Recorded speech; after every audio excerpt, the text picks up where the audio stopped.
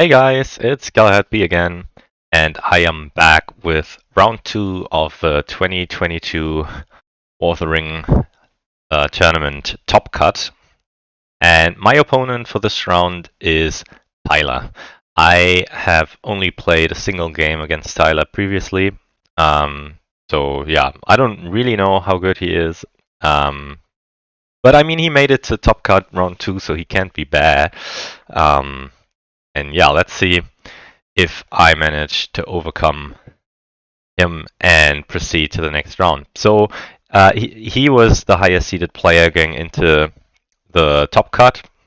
Yeah, because I managed to sneak in at 5-3, so I'm one of the lowest seeded players in the top cut part. So basically, almost anyone who's left is going to be higher seeded than me. So he gets to choose sides for game 1, and if it comes to that, also chooses sides for game 3. And he decided he wants to start as 3 people, so I'm starting out as Shadow. I allocate 1 eye, roll 0 eyes, and he rolls only a single movement, so this is an amazing start for me. Yeah, at least he's starting with File, I guess, but his strategy card is not playable, so not an ideal start for the Fellowship by any means. Alright, yeah, I start by mustering Isengard. I think that's kind of obvious. And yeah, with a lot of attacks, Dual Line is looking juicy for me. So I'm starting to gear up towards that. Yeah, he plays File, makes perfect sense. No playable strategy card. So yeah. He moves, he's safe. And I shuffle my armies along. He gives me a ring, moves again, which makes perfect sense. Yeah, and then he does the standard double army move. Also makes a lot of sense. And I get Saruman. Turn 1. Again, I allocate 1 eye, roll 3 more. And again, he's left with only... Well, he rolled the same results as he did turn 1. So I'm happy he didn't get a Will of the West. Though, I guess Gandalf is still in the Fellowship, so not even that good. If he got one instead of the character die, for example. Oh wow, and he does not have a playable card here. Well, I guess technically he could play Arthalas, but that wouldn't really make any sense. So he draws a card, yeah, and it's Kelbone's Galadrim. Great card. I am going after Lorien. Very easy to tell now. So okay, I didn't know that. Wouldn't have changed anything anyways. So I move my armies along. He moves the Fellowship, and I reveal him into Moria. So that's great. 1 hit on step 3, perfect, and it's a 0 reveal. He can't even kill off Gandalf, so that's just great luck on my part. And yeah, he does reveal into Moria, makes sense. And then I draw an eye. So on one hand, I'm happy Gandalf won't die, so chances of at turn 3 Gandalf the White are significantly reduced. On the other hand, I mean, part of the point of revealing him into Moria is that I get to draw tiles that will hopefully hurt him, but not today. So yeah, I do have Breaking of the Fellowship in hand, but I feel like it's too early to tell if Corruption is going to be a viable strategy or not.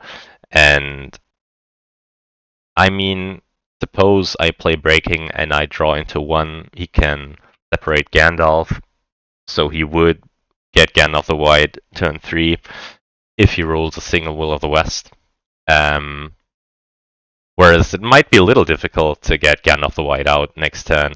Like, he would have either to designate Strider as the guide and to have an easier time hiding and then moving, but that means getting rid of Gandalf either comes at the risk of having to first take a random to change into Gandalf, and then with a second tile from Moria, kill off Gandalf, but that only works if you get revealed, and the second tile does damage. and the first one too, right? If the first pile is a 0 reveal, you can't take a random on that, so Strider would still be guiding. So even if you then roll into 3, you can take Gandalf, or you designate Gandalf as the guide, but then you need character die to hide, another character to move. Chances of being hit on the first move are not that high, so you might have to use another character to move again. Yeah, it's not super likely that it's gonna succeed. So yeah, I delay breaking of the fellowship because I don't want to accelerate Gandalf.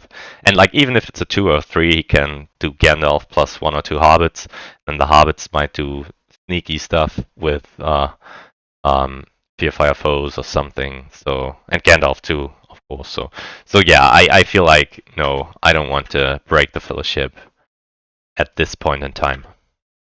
So he masters the north ones. Okay. I use a ring. Yeah, because I don't have a playable card here. I mean, yeah, I can't even play Stormcrow. I don't want to draw a card because then I would have to discard a card. So I decide now is a good time to use ring. I need musters. So let's get Sorin to War. Because that means I can attack into Old Forest Road this turn.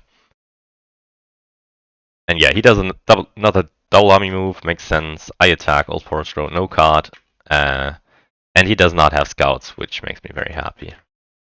And it's also very very good to know that one of the 2 confusions is gone. I don't know, I am a little afraid of that card. Because sometimes you roll 3 ones into confusion, and that can kill your Witch King or really mess up a siege badly. So yeah, not today. That's good. And yeah, he does get like okay, he did not change guides back to Strider, which makes sense. And he does get a perfectly nice roll, so he can probably get Gandalf the White. But it was kinda unlikely that he would roll this well. But I mean, he definitely is due some luck. So yeah, cannot complain. That's for sure. Okay. Yeah, so here's the interesting part. I could take Carrick and then attack Dale, but that would put the North to war, so he could muster an extra lead into Dale, and that would be just a nightmare to deal with. I could also attack Woodland Realm first, and then attack Dale, which has the advantage that the guys from Dale could not retreat into Woodland Realm. But then they, like, if we suppose that they might be able to retreat, would you rather deal with an extra HP and the leader in Erebor or in Woodland Realm? And I'd rather deal with a 2-1-1 army in Woodland Realm than with a 3-2-1 or a 3-2-2 army in Erebor. And it gets a lot worse if he ever draws into Dane. So I feel like I'd rather do Dale now, and then he has to decide if he wants to reinforce Woodland Realm or Dale. And usually people decide for Woodland Realm, which makes a lot of sense because that gives you the most certain advantage now. Because I mean, if you put him into Erebor, I might never attack Erebor, right? So it might not give you any advantages. Whereas if you put him in Woodland Realm, I mean, I'm definitely gonna go for Woodland Realm instead of Erebor, even with that one extra guy. So yeah. So I attack Dale. I play a card, just because I'm gonna have to discard cards anyways. I think I play, yeah, Great Host because that's a guaranteed hit, and I, threaten that I might have Swarm of Bats. But he didn't have scouts anyways, so I get a guaranteed hit, which is nice. He misses, and I move only one guy in here. Yeah, he uses his muster die to attack, to muster an elite into Carrick, and now here I am deciding what do I want to do. Like part of the reason why I did it this way is to hopefully, maybe not hopefully, but force out his muster, and then he only has a single die to move. which gives me about a 50% chance of hitting him. And then if I miss it, he can't use a ring, move again to almost guarantee Gandalf. So now he's risking not getting Gandalf the White for having an elite in Carrick. And the question is, how likely is it that he can muster a big army out of Carrick that will threaten anything later on down the line? So this is a very difficult decision between attacking Carrick now, which, I mean, I don't have a second attack die. So if that guy lives, or even just gets one hit and then retreats into Northern Mirkwood, he could, at the start of next turn, move that guy into Woodland Realm. And it's gonna cost me a lot of actions to retrieve my regulars back into Old Forest Road, then attack Woodland Realm, or risk using a significantly weakened Old Forest Road army to take down a somewhat buffed Woodland Realm. So that seemed like a risk, and definitely an expense of a number of action dice, which I felt like I might not even need to invest because he might not be in a position to muster up a bunch and Carrick, or then if he does muster up, he might lack the appropriate army dice to do anything with it. So I decide to just ignore Carrick. Oh wow, yeah, and he uses another wheel to muster an extra lead into Carrick. So he's definitely skipping Gandalf this turn.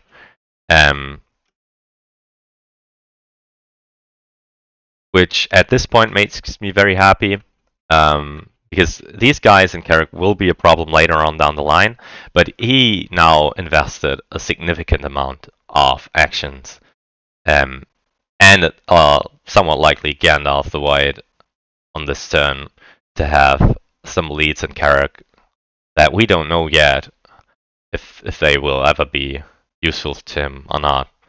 I'm very happy with that. I'm not saying it's a mistake. You need to defend some place to some degree to have a good shot at dunking the ring, usually, unless you get very lucky as the Fellowship player.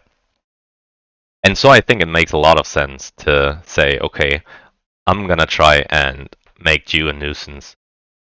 And like he will accomplish that for sure. If at any point even this small army moves to Old Forest Road, he at least threatens a take back on Dale, and that would, require me to spend some actions on either taking Dale back afterwards or defending Dale so he can't get it. So yeah, it makes a lot of sense, but it's also a significant investment, and I'm always happy to see free people invest heavily into not moving the Fellowship. So he moves now. I hit him, and I reveal him, so super lucky stuff. He kills off Gandalf in case I happen to draw another eye, which I did. So I got very lucky to reveal him on steps 3 and 4, but both of the Moria tiles have been eyes, so basically he got out of Moria scot-free, no questions asked, nothing bad ever happened in Moria. So yeah, kinda unlucky and lucky at the same time. So I think that balances it out pretty nicely. So yeah, I could have played Breaking now that Gandalf is gone, but suppose it's a 3 and he separates 2 hobbits and a companion, then he gets to go first next turn and can just move them all into Lorien. I mean, that doesn't seem like such a good idea. So I decide, nope, still not a time for breaking of the Fellowship. And I do have Palantir Vortex now. And if I play that now, if he rolls a will, he wants to get in Gandalf. And the odds of him rolling 2 Wills of the West is very low. So, yeah, I feel like now is the perfect time to play Palantir Vortex. And the only other card I could play is Breaking of the Fellowship. And like I said before, I don't really want to use that and send a bunch of guys into Dimrildale that he can then send into Lorien. I mean, he could do that anyways with a character die start of next turn. But like that's probably not what he's gonna do. He wants to move the Fellowship along. But if I give him 2 or 3 companions, he could do that before I besiege Lorien, or if he has Gua here, or we prove the Swifter, he can do that at any point later on down the line, because I'm probably not gonna press down Lorien right away. So yeah, I think Palantir makes a lot more sense than breaking. And another point to note is that Moria went super friendly for the Fellowship, so I'm not sure that corruption is gonna be an issue for him this game. But even if I do breaking, and even if it's a 3, like A, it would probably make Lorien more difficult, and B, it could accelerate Golem. And if it's a game where Fellowship is light on corruption, that's actively bad for me. So we don't want that to happen. Alright, he has to discard Deadman, okay, makes sense, and Eagles are coming. Yeah, two pretty mediocre cards for this situation. Alright, he gets his will, he gets Gandalf, so him not getting Gandalf last turn wasn't as big of a deal, it only cost him a single action die. But imagine him not rolling a will this turn. That would have been pretty brutal, probably. And I roll no Palantirs, so on one hand I'm very happy because that means more attacks and musters, which I need. On the other hand, I don't abuse the fact that he's had to spend his only will to get Gandalf and does not have a spare will sitting around to remove a Palantir. And I do have playable cards now. I mean, on they went, half orcs, always good. And then cycling into strategy cards to maybe find Corsairs would be nice. But also cycling into more character cards to hopefully find Cruel Weather, also nice. But yeah, not gonna happen now. I bring the Southrons to war. Because I don't really know where else I need musters right now. I'm thinking Southrons because the North is at war and can muster in Carrick, so I need to bring some backup if I want to take Erebor. If I just take Woodland Realm and say that's enough from the dual line, then I don't need more units there. But I am still very much eyeing Erebor. So I need some more musters there. Okay, he uses Strider to hide, makes sense. I besiege Lorien now, so that if he happens to have power to grade, not that bad for me.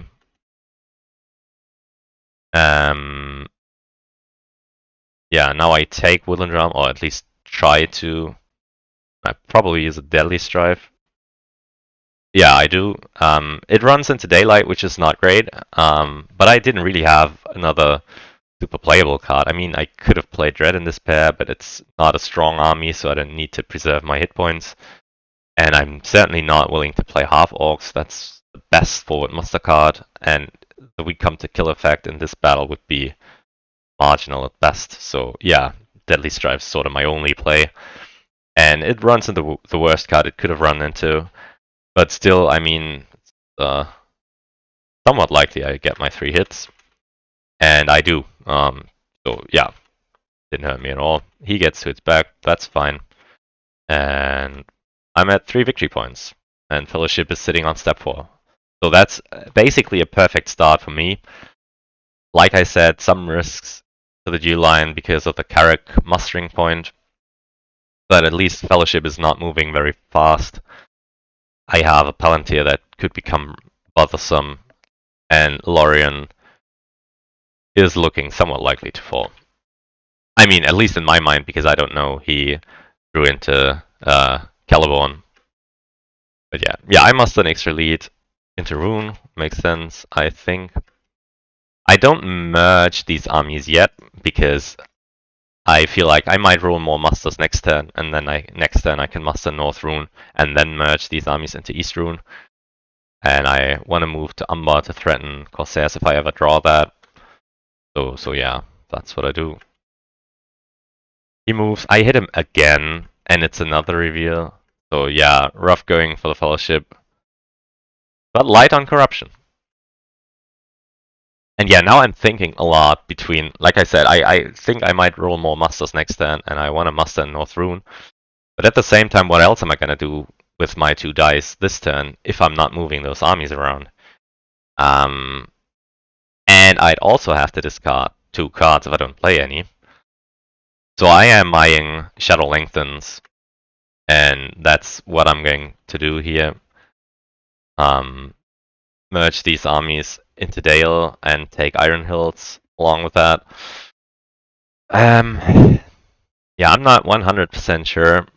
I mean, this army, especially if I reinforce it out of Woodland Realm, is pretty likely to take Erebor, as long as he doesn't have Dane.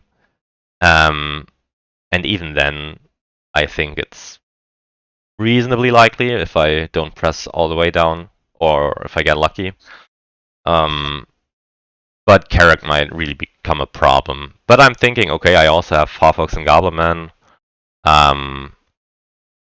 And if he's only taking back Dale, but I get Erebor for it, it's +1 victory point, so that's probably still worth it. Only if he manages to take back Dale and then also takes back Erebor or Woodland Realm, then it's a mistake. So yeah, I decide I need to take some risks here and not muster up these. And yeah, let's see how that goes. So he uses his final die to hide with Stride. That makes a lot of sense. I'm moving Nazgul around. Yeah, I'm not sure if that's the right play. I think it would have probably been better to move the lead and the regular from Woodland Realm to Dale, because Fellowship is really healthy. I mean, I got a lot of reveals out of them, but they are very healthy, so I don't think those rerolls are super necessary.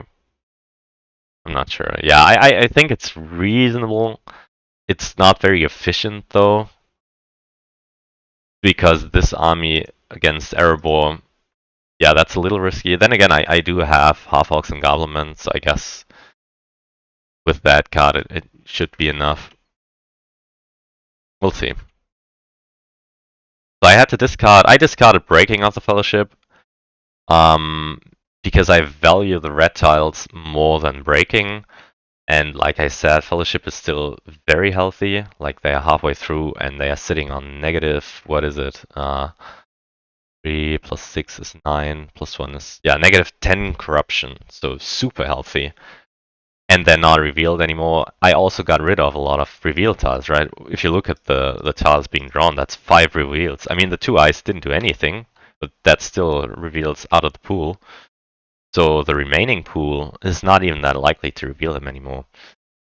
So chances of me getting to play Breaking are a lot lower than they usually are, and he still has 2 Hobbits in there, so likelihood of Breaking being painful is low, and then even if it is, it might not even matter because Fellowship is pretty healthy. Alright. So yeah, I think that was a reasonable choice. So he keeps mustering and Carrack. That makes sense, because where else can you muster? Nowhere. I mean, okay, the Elves are at war, you can muster in like Rivendell or Grey Havens, but that doesn't really make any sense at this point in time. But it also means he does not defend Minas Tirith or Dol Amroth at all. But then I didn't draw into Corsairs yet, so yeah, now I do the double army move.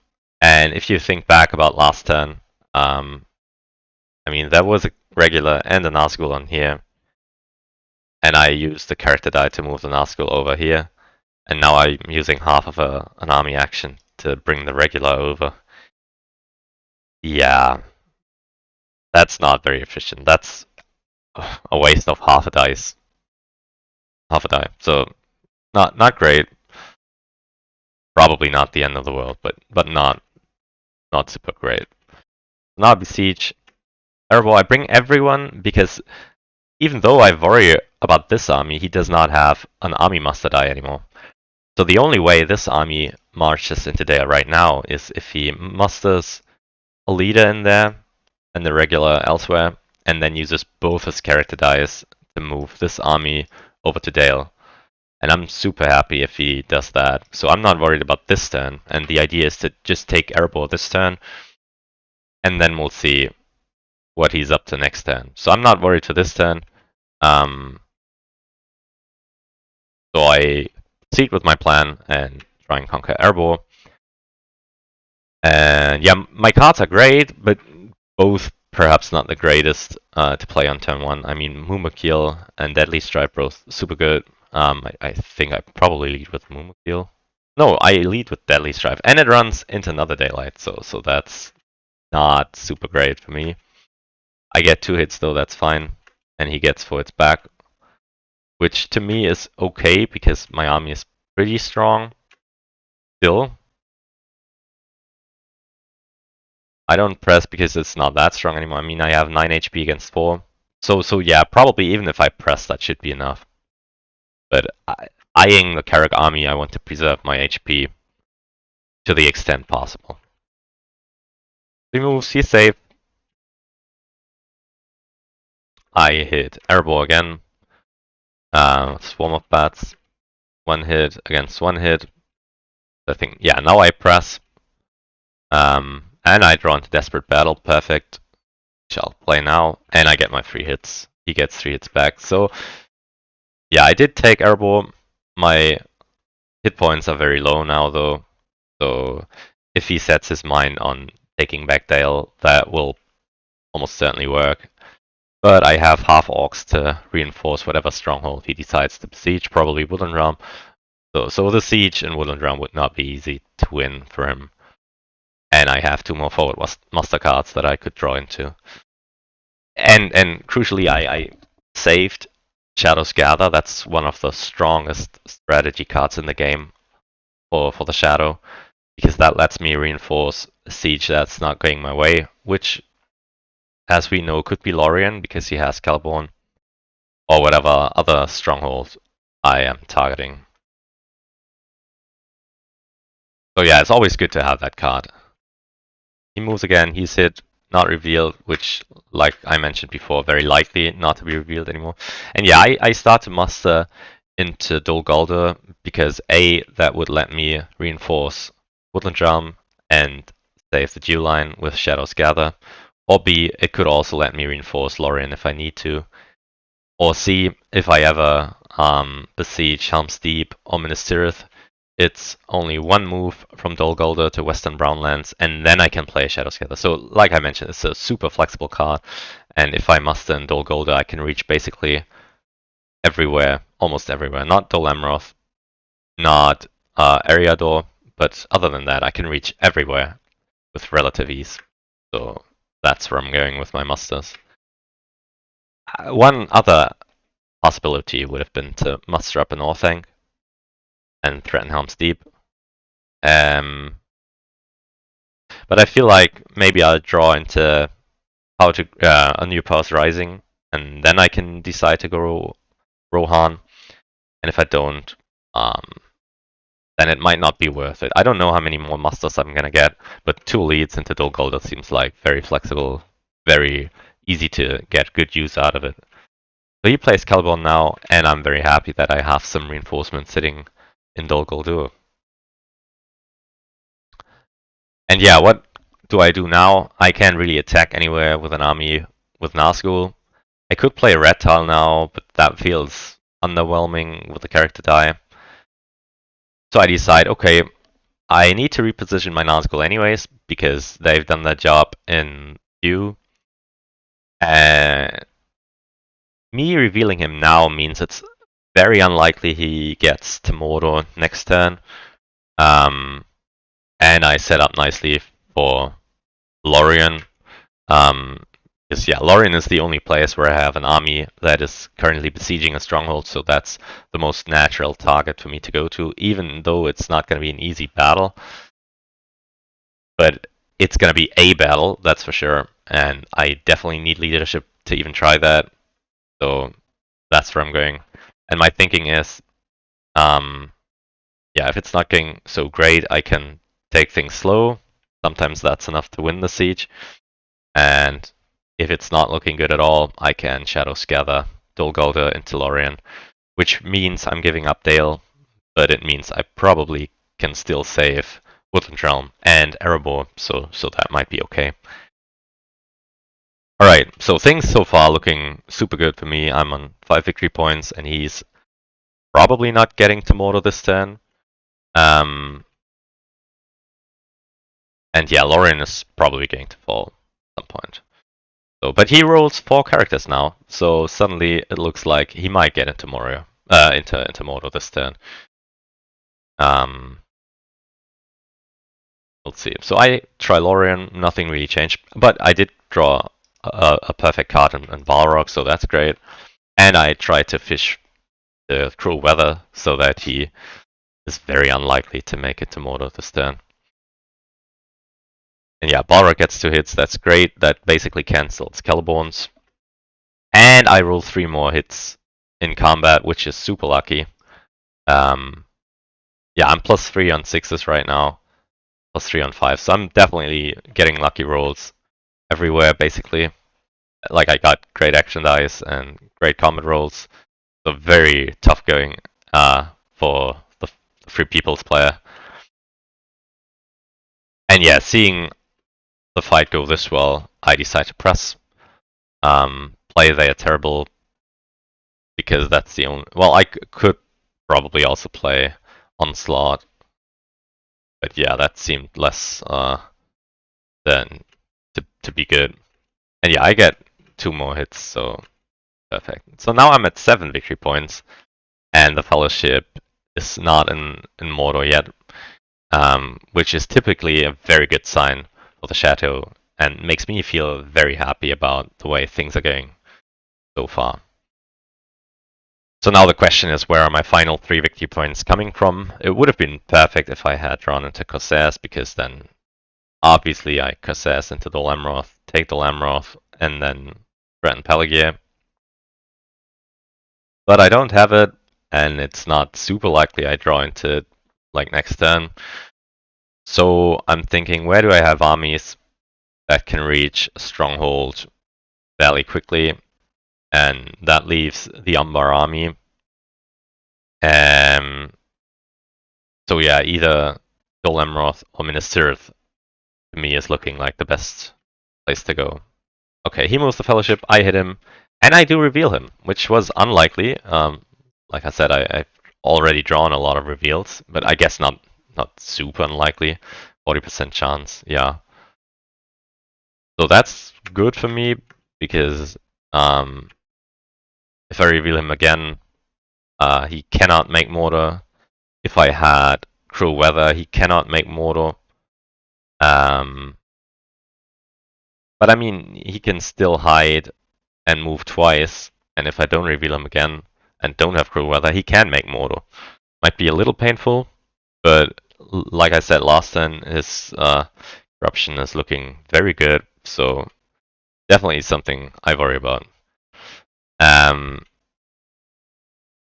Yeah, I repositioned my Nazgul because I feel like I am done with Lorien, I'm done with Dew, so let's look for greener pastures, and like I said, that's gonna be Gandalf for me this game. Because the Lorien, like if the Lorien army was bigger, then I might threaten Rohan with it. But that's only 5 regulars, I don't want to completely abandon Lorien, so I can only move 4 regulars, and that's not a very big army at all. So yeah. I move Nazgul around, preparing for an attack on Gondor.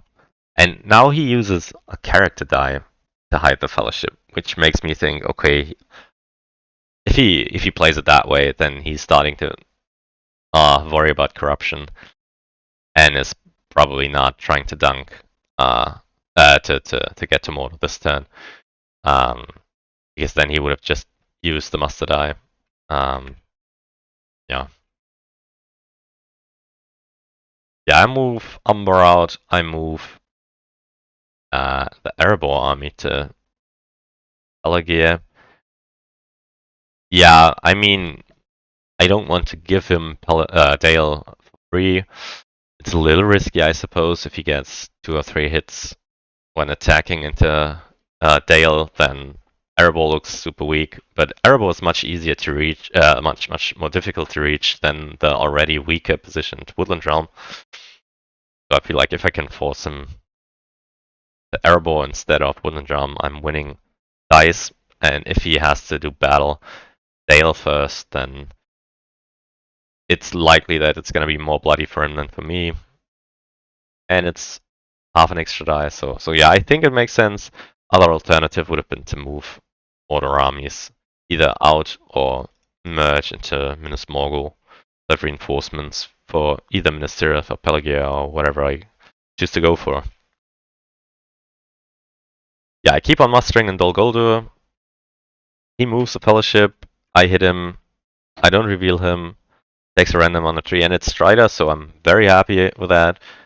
But I mean, there's not a lot of reveal tiles left anymore, so Strider guide ability probably not going to be that useful anymore. Yeah, and I decide to go for a Skiliath, which sets me up for Minas Tirith and basically removes the possibility of pressuring Dol Amroth. And I am not sure if that's correct. Like, I could have attacked Pelagia here, which might give him time to muster up stuff in Dol Amroth, plus Kid and Ships as a threat. But at least it would force him to spend action dice. Yeah, but I think the reason for that is that I cannot besiege Dol Amroth this turn anyways. The best I can do is attack Pelagia now, and then if he gives me a ring, can move to Laemdon. Then he still has one action next turn. Can muster one elite, I can besiege Dol Amroth. But it loses me Pelagia, probably, because I can't afford to let guys sit in Pelagia while there's still Kid and Ships to worry about, and even Imrahil would mean I need as big an army as I can get. Whereas in Minas Tirith, there's no Kid and Ships that might annoy me there. So yeah, I decide to go for Minas Tirith, and it's easier to reinforce. Like I said, I have Shadows Gather. I can reinforce Minas Tirith out of Minas Morgul, or if I move them once out of Dol Guldur. I get one hit, he gets one hit, and now the question is, do I risk Onslaught to prevent one more regular into Minas Tirith? And I decide, since I do have Shadows Gather, it probably makes sense. He will not. Yeah, he cannot muster an elite into Minas Tirith because Gunnar will not be a war. And even if he did, that would mean he's not making Mortal this turn. So I feel like, yeah, I definitely want that guy out, but I feel like it's probably a mistake to do more than 2 hits because then my army becomes too weak that even with reinforcements it might not be enough to win Minas Tirith. But I fail to get it, which sucks. But like I said, I have been getting pretty lucky, so I really can't complain about that. Alright, he does spend the ring and moves the Fellowship again, which is a mistake. He could have used the muster to hide the Fellowship. Yeah, Gandalf was in a war anyway, so he probably wouldn't have lost anything for it, and then he would have preserved a ring. Yeah, probably a mistake. So I hit him, and I reveal him, which is lucky. And then I draw 1. So corruption-wise, it's still looking really good for the Fellowship. Like, they are -2 corruption effectively. And the hunt pool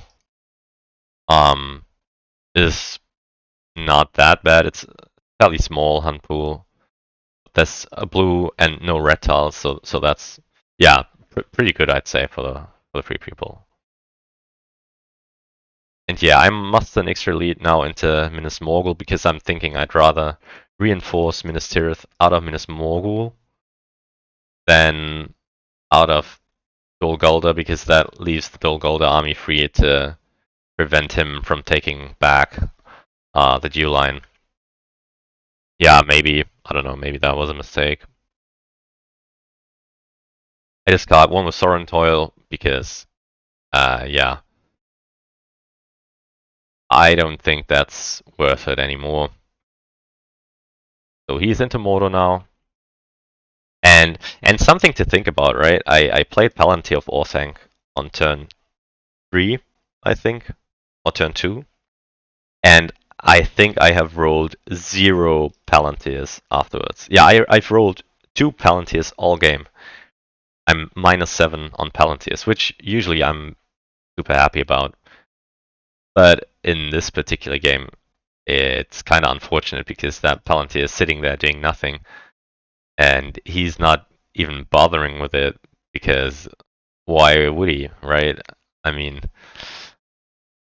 I'm not rolling any Palantirs.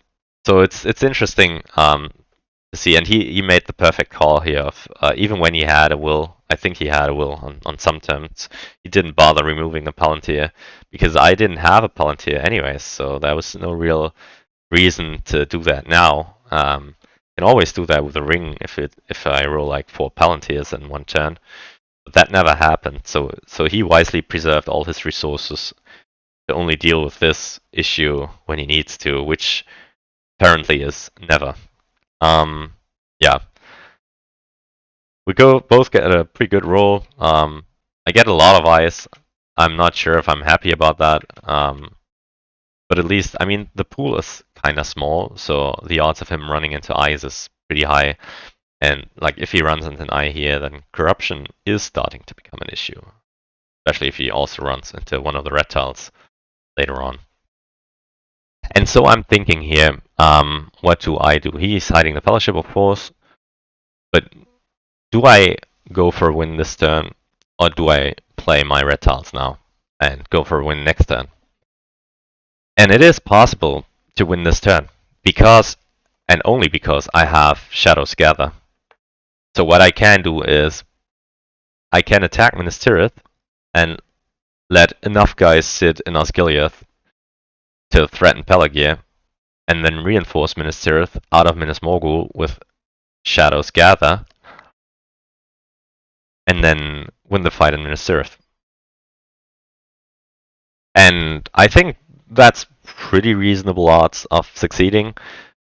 He can muster up Pelagear with 2 muster dice, but if I besiege Minas Tirith and leave 4 or maybe even 5 guys behind and 1 or 2 Nazgul, then even if he musters a single elite, I'm still favored to win that battle.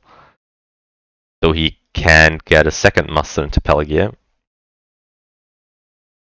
And he doesn't have an army muster showing, so he can't even take Pelagear back. So the only way for him to take Pelagear back this turn would be to muster into Lamedon or Lassanage, and then either muster an elite, but then you need to spend a ring on a character die to even be able to attack Pelagear, or you muster a single leader into Lassanage, and that only works if at least part of the Pelagear army survives. So yeah, that would be really painful. So I'm thinking about this. How likely is it to succeed? Because a 4-1 army, for example, is not guaranteed to beat a 1-0 army in Pelagear. That's 3 HP, and he gets the defensive bonus. But then I roll 5 dice to his 2, so I feel like I should win that with pretty high odds. So, and the other risk is that he might sortie out of Minas Tirith. But if I bring 2 elites and a regular, feels fairly unlikely for him to do that. Yeah, and so that's what I'm ending up with. So this army is pretty weak, right? It's only 2 elites and a regular, but I do have 4 leadership, so if I have something like Dread and Despair, then his attack might backfire spectacularly.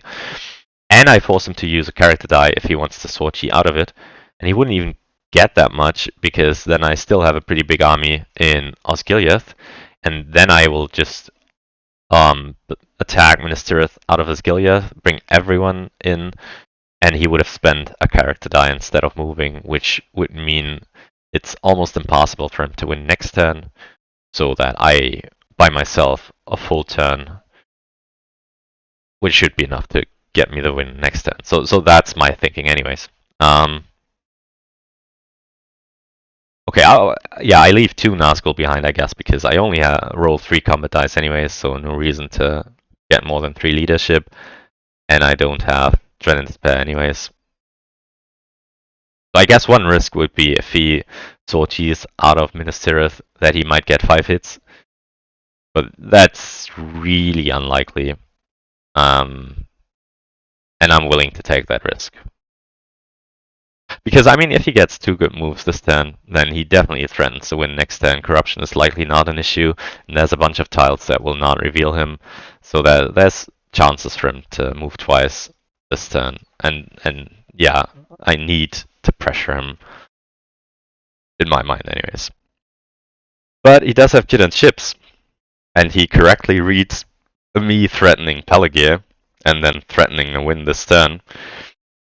And correctly spotting that a single elite would probably not save Pelagear, he straight up plays Kid and Chips. And I'm not happy to see that, because that means Pelagear is completely out of question to take, right? That's 5 HP now. That's a stronger army than what I have, and I'm having to attack into a fortified position. So yeah, that play means well, it means two things. First off, good thing I didn't go for Dol Amroth, and B, yeah, I will not win the game this turn. So now I play my red tiles, hoping to stall him. He musters up more on Pelagear, makes sense. And now I use a ring as a Palantir to get another red tile in there, because like my number one priority right now is to make sure he does not win the game next turn. Because it's very likely, like I will be getting in Mouth of Sauron, and then I have a very good chance of winning next turn. I only need Minas Tirith and one more city. That final city is probably not going to be Pelagear, unless Minas Tirith falls super easily. But Edoras, like, is definitely an option. This guy is only 3 spaces away. Rohan is far from war, and it's gonna cost him at least 2 dice to defend Edoras, which would maybe open up Helm's Deep. So it's tricky to defend Rohan right now. So yeah, and with the Palantir, I decided to draw a character card to make it even more likely to stall him, and I draw Grant, which is great. So he moves, and he runs into an eye. So that's very lucky for me. Because it means A, it's now again almost impossible for him to dunk next turn, because he needs at least 4 movement if he never gets revealed and never runs into stop, and 5 movement if there's at least 1 reveal. And if he moves that much in 1 turn, he might still die, because if the final tile is an eye, that would probably still kill him, unless I roll no eyes. So yeah, I get Mouth of Sauron now, because I know I can't win this turn. And I Shadows Gather this army into Minas Tirith, so that he cannot break free next turn.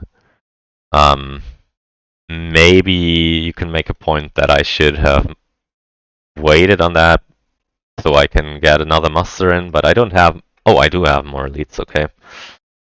But then what do I do with my attack die, right? And I do have reinforcements sitting in Osgiliath. I'm not taking Pelagear anymore, so these guys can just march into Minas Tirith if I need backup.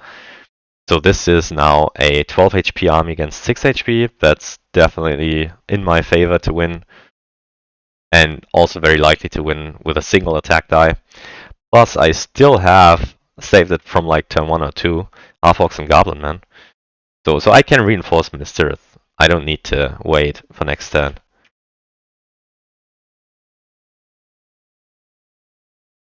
So I do roll a lot of eyes again. Like, I think I'm pretty high on eyes. Yeah, +5 on eyes, -7 on Palantirs. And yeah, I do roll 1 Palantir now. That's my third Palantir all game. But yeah, I think at this point you stop worrying about what my Palantir can offer me, because the game is very likely to end this turn. And if it's not ending this turn, then it's almost certainly going to end next turn. So yeah, giving me 1 or 2 extra draws does not matter that much anymore. So interestingly, he decides to use the Will of the West to play Guards of the Citadel, which makes sense if you're worried about Day Without Dawn. but which also means that there's a risk you might not even have enough movement to win next turn. So maybe you just played with a Palantir or the Muster. But against 4 ice, I mean, you don't want to move too much, I guess, because corruption, like I said, is starting to become a bit of an issue. Yeah, now I play half orcs because I feel like this is my final stronghold that I need. So let's reinforce that. So I am very likely to win. I draw into Corsairs now, so it would have been nice if I still had an army in Umbar. But against 3 regulars, I need a real army, and yeah, those are definitely too far away. The Ministerius seems easier than Dolamroth at this point. Yeah, he moves now, and he runs into another eye. That's just brutal. Super unlucky. Yeah.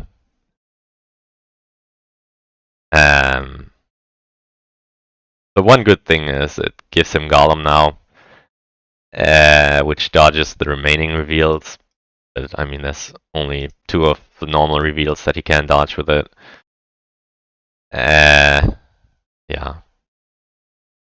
But thinking about the will usage, like if he hides with this guy, would you really want to move again against 5 dice in the box? I mean, the odds of me drawing another eye is not super high, but I mean, there's still 3 eyes in there, right? With the red eye and the 2 standard eyes. So it's an almost 30% chance of running into another eye. And if, like, against 5 eyes in the box, going up to 11 corruption, that would just be brutal. So I think it's a good choice in the end to not use the will and instead try and hold on to, yeah, your military for just one more turn. But it's looking a little rough because, I mean, he did play Guards of the Citadel, so he now has 7 HP. But I also reinforced, so I'm now at 14 HP. I still have twice as many hit points as he does, plus reinforcements in Osgiliath. And I still have 5 attacks.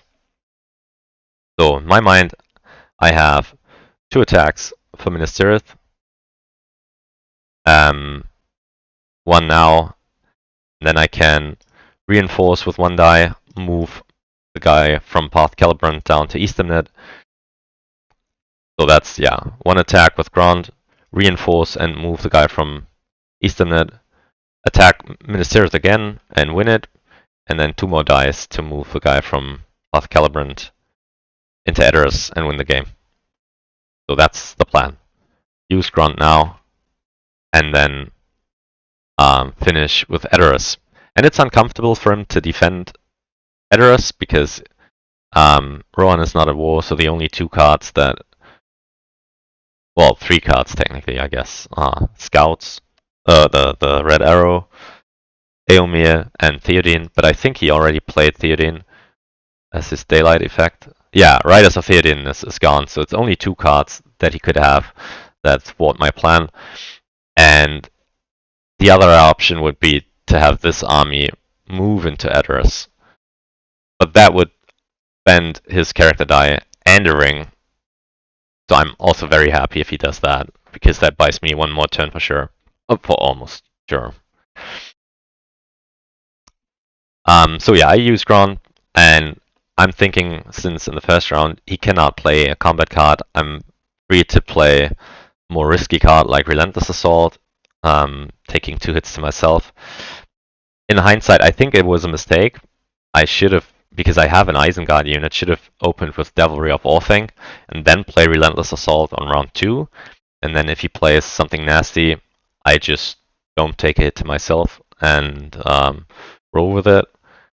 And if it's not something nasty, then I can still take 2 hits, and it doesn't matter. So I think it would have been better to play Devilry of Orthanc here and save Relentless Assault for the next round of combat.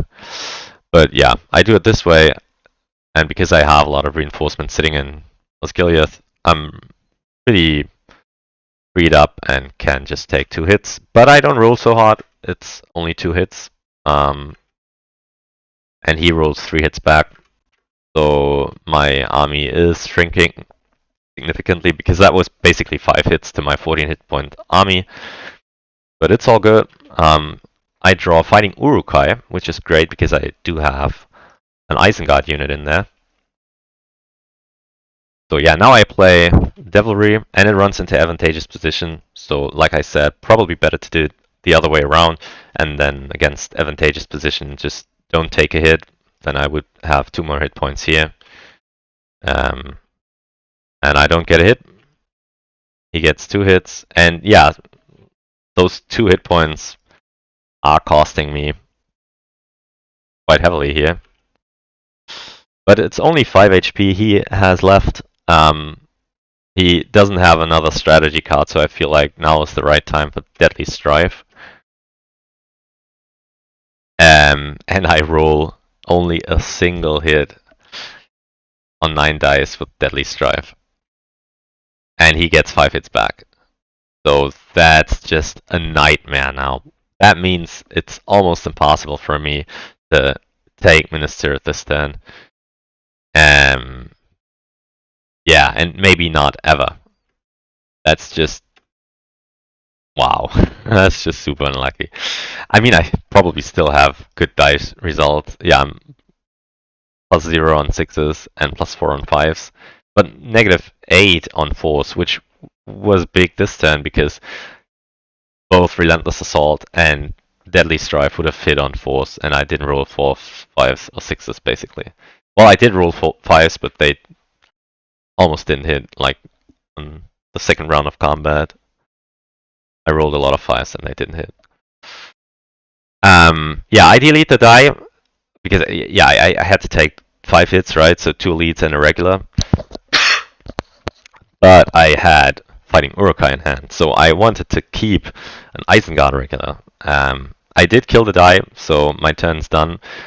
But I asked my opponent if I can change my casualties because he didn't do an action yet. It was literally like 2 seconds after I delete the die, out of habit because yeah, delete 2 elites and a regular, that's easy. And then I'm thinking, wait a minute, I have Fighting Urukai. And he's kind enough to let me undo that.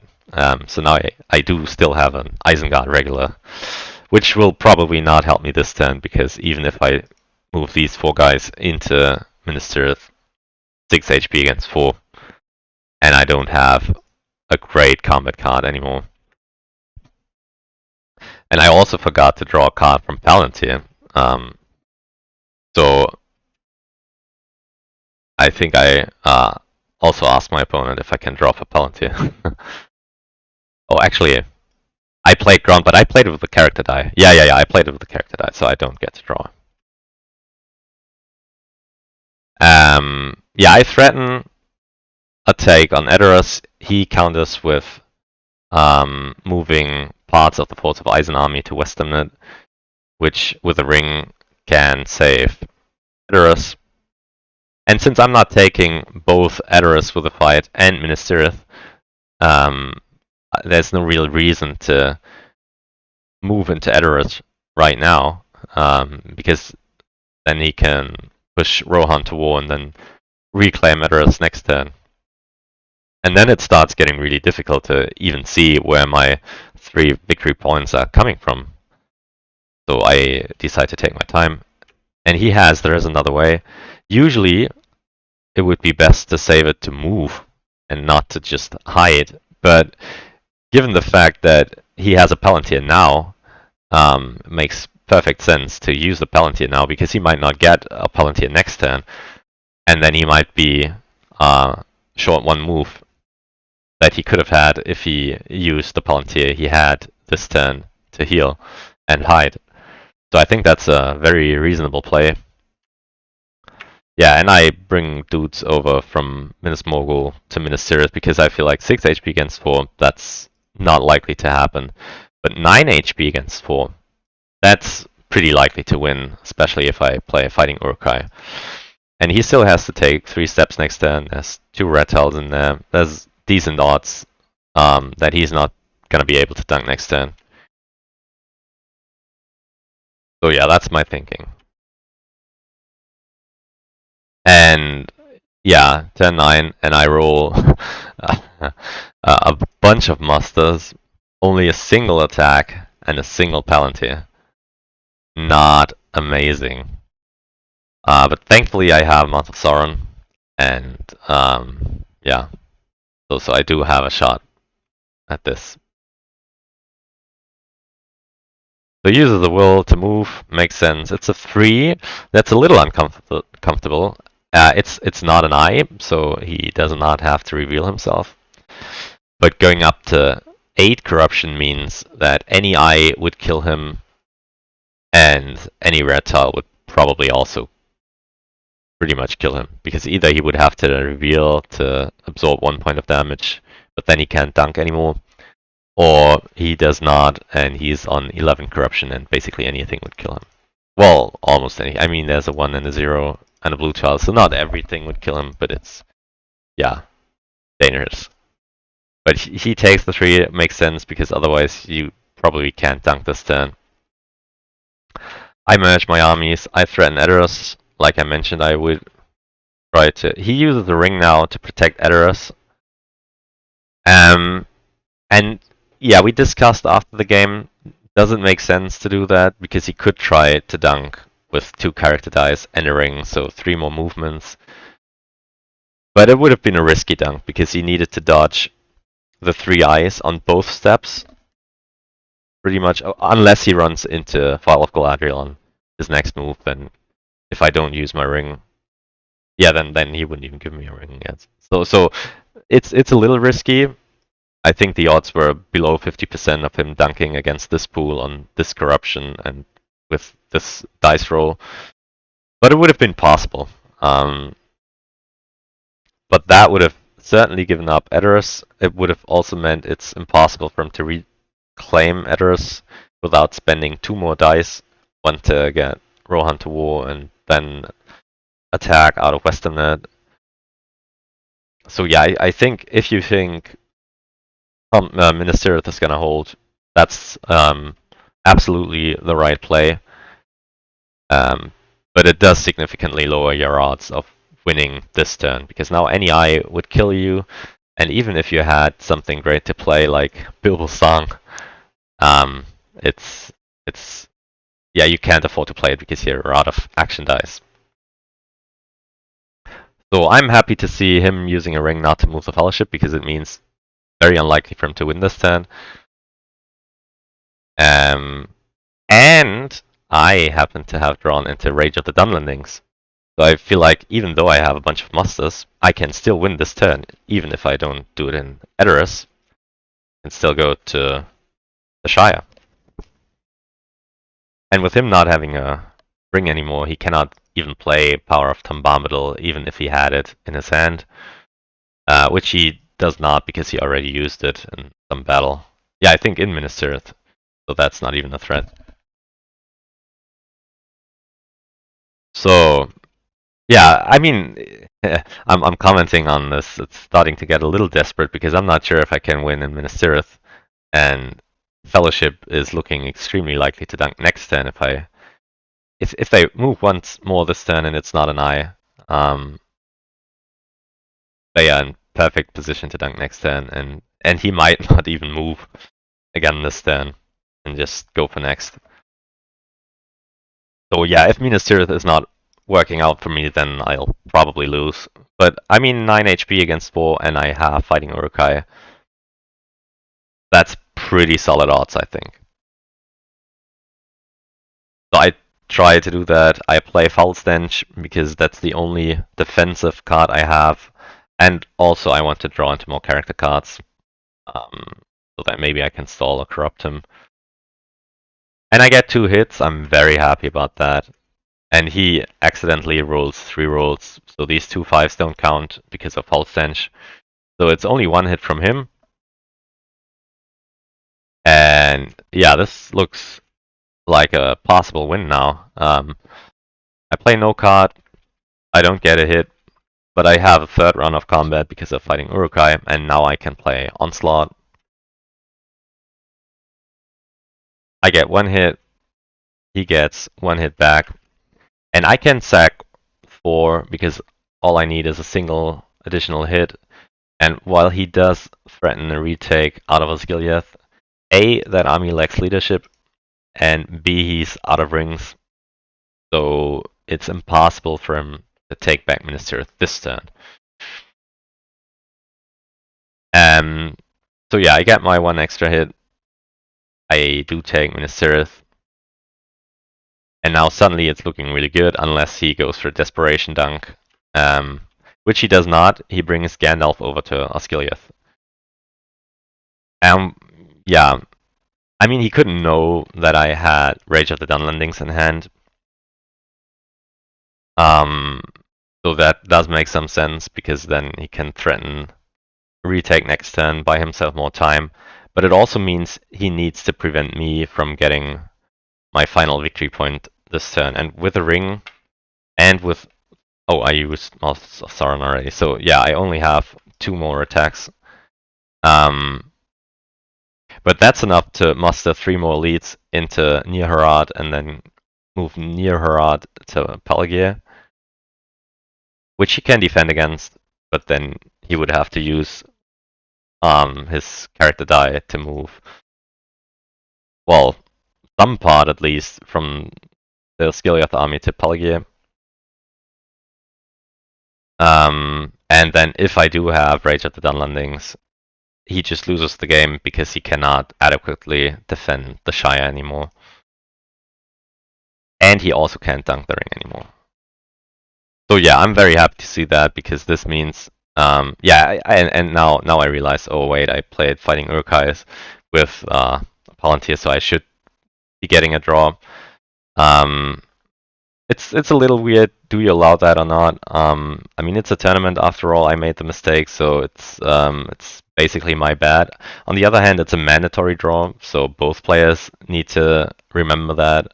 So I think it's reasonable to allow the draw if nothing serious happened that would really, turn the tide of the game. Like, I was gonna draw either strategy or a character, and nothing he did changed anything. Yeah, I think it's fine to allow it, but I mean, it's probably not gonna matter here anymore, because now I play Rage, now I have a giant army there, and he sees it and thinks, oh, yeah, that's bad. And he doesn't even have an elite anymore, because they are all in Carrick. That's unfortunate. And yeah, he shows me Bilbo's Song now.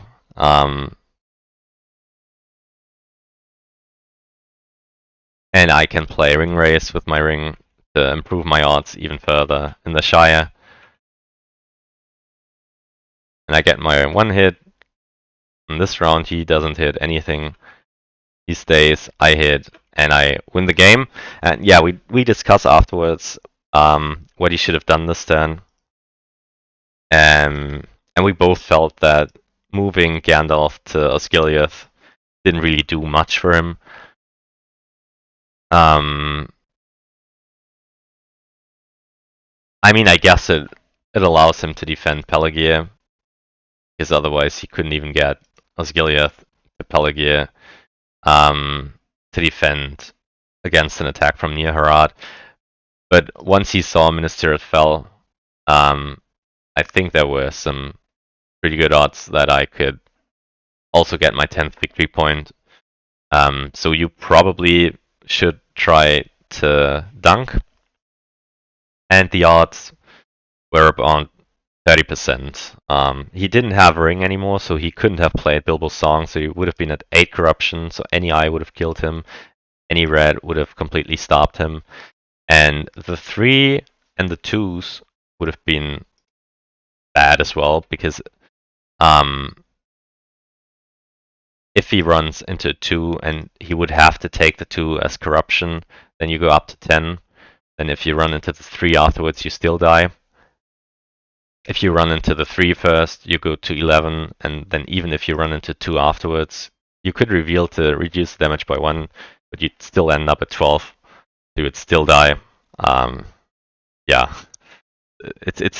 He basically needed to dodge all these 4 tiles on both moves, and then also avoid drawing a combination of these 3 tiles that's unfortunate for him. So either 2 first and then a 3, or 3 first and then a 2.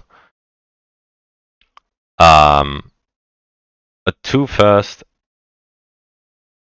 and then a 3 would also be bad. So yeah, he can't draw both a 3 and a 2. He would have only been okay with a 3 and then a 1 or a 0 or the blue, or a 2 and then not the 3. So yeah, we did the math. It was about 30% chance of winning the game versus whatever chance I had of getting my 10th victory point, and we both felt that was probably more than 30% of a chance that I get a 10th victory point. But other than that, I think a very good game. He got a little unlucky, like I said, with the reveals early on, and I got a little unlucky that it's just eyes, but definitely more in my favor than in his. He got lucky that Palantir was no problem for him. I got lucky that I got perfect action dice result every turn, pretty much. And then I got lucky that he could not make use of that Carrack army because he basically stopped rolling army musters and only rolled normal musters or character dice, which he needed to move the fellowship along. So yeah, it turned out to be the right decision to just let Carrack sit and not care about them, even though it forced me to muster up a bunch in Dol and these armies never saw any action afterwards. And then, yeah, I got very unlucky, I would say, in Minas Tirith. I think I had a reasonable shot at winning the game on 10-7 or 10-8. But yeah, all in all, I think it was fairly balanced in the end. So yeah, that was game 1 of round 2 of the Top Cut. I hope you enjoyed it. I can show you the stats. They are, I think, fairly balanced now.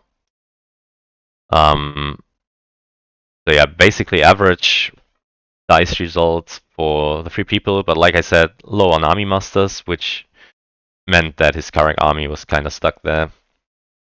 I was very low on Palantirs, high on eyes and musters, which was not so bad, because the eyes hurt him a lot, and the musters helped me a lot, so it's not like they were wasted at the end. And yeah, combat pretty balanced. I started out really well, then I stopped rolling 6s for a long time. But I got the hits that I needed, and he got a perfectly balanced result. So yeah, that's it for today. Thank you guys for watching. Have a good day, and see you soon. Bye bye.